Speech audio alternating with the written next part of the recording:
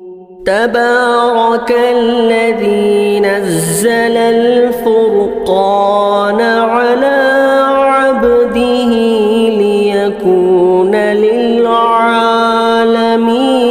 نذيرا۔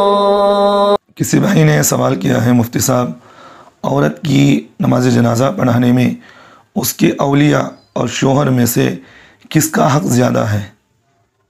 سوال کرنے والے محمد عمران صاحب دہلی سے۔ دیکھیں بھائی، عورت کی نماز جنازہ پڑھانے میں اس کے شوہر کے بنسبت زیادہ جو ہے اس کے اولیاء ہیں۔ یہ آج عمومی طور پر یہ سوال پوچھا جاتا ہے، اکثر لوگ یہ سوال پوچھتے ہیں کہ حضرت شوہر پڑھائے یا اس کا والد پڑھائے، شوہر پڑھائے اس کا بیٹا پڑھائے، شوہر پڑھائے اس کا بھائی پڑھائے۔ یہ عمومی طور پر یہ سوال آج پوچھا جاتا ہے۔ تو ایک بات ذہن میں رکھیے، اولیاء زیادہ حقدار ہیں بنسبت شوہر کے، کیونکہ شوہر وہ خاوند ہے بیوی کا، وہ اولیاء نہیں ہے، ولی نہیں ہے اس کا۔ تو اس لیے نکاح کے اندر بھی ایک اصولی بات ذہن میں رکھیے، نکاح کے اندر بھی یہی اصول ہے کہ اپنی بیٹی کا نکاح باپ پڑھائے گا، باپ پڑھائے گا۔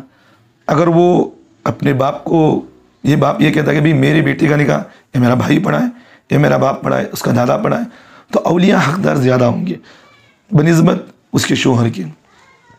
اگر اولیاء یہ کہتے ہیں کہ بھئی میرا داماد خود پڑھا دے، باپ کہہ رہا ہے کہ بھئی میرا داماد خود پڑھا دے، بیٹا کہہ رہا ہے کہ میرا باپ خود پڑھا دے، بھائی کہہ رہا ہے کہ میرا بہنیں بھی خود پڑھا دے، اگر وہ اپنا حق چھوڑ کے شوہر کو اجازت دیتے ہیں کہ آپ پڑھائیے گا تو وہاں پڑھانے کی اجازت ہے۔ اگر وہ منع کر رہے ہیں، چاہے وہ عالم دین ہو، کوئی بھی کیوں نہ ہو، جب تک کہ اولیاء کی اجازت نہیں، وہ اس وقت تک جنازے کی نماز نہیں پڑھا سکتا۔